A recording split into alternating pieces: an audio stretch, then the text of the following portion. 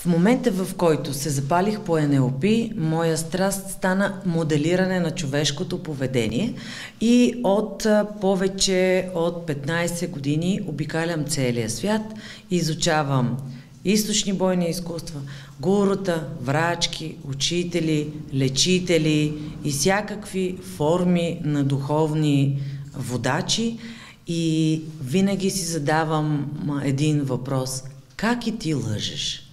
Да, и всъщност моделирам начините, чрез които те съумяват да общуват със своите последователи и оттам излизат интересни модели, които след това преподавам.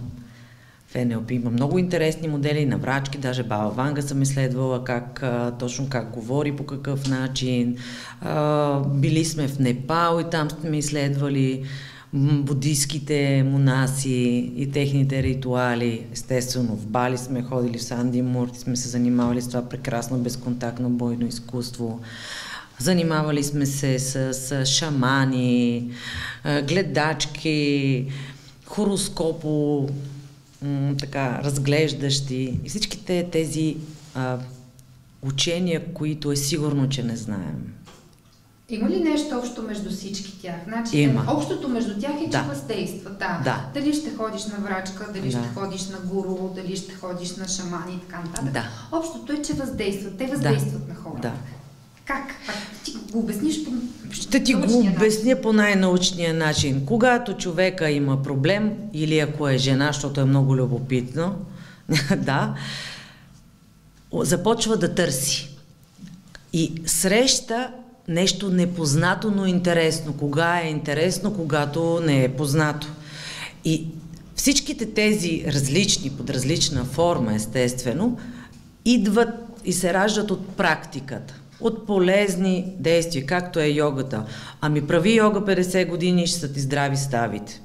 Но даване на мистичност на това непознато и разширяване на мистичността, т.е.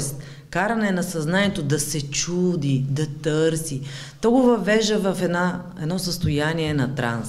И тогава може да бъде манипулиран човека по различни начини. Но имаме си тук от последните 2 години други примери, които са доста по-битови, в които всеки път, когато не можем да намерим фактологическа информация за доказване на дадено становище, ами какво правим? Основаваме се на вярванията и си изграждаме мнения.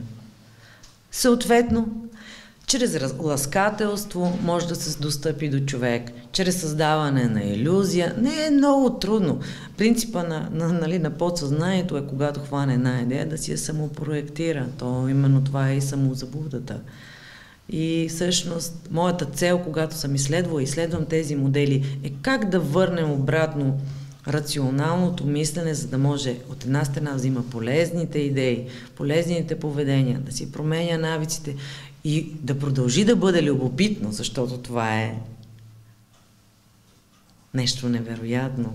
Изкуството на живота е в любопитството, любознателността, в практиката и в същия момент да може да мисли критично.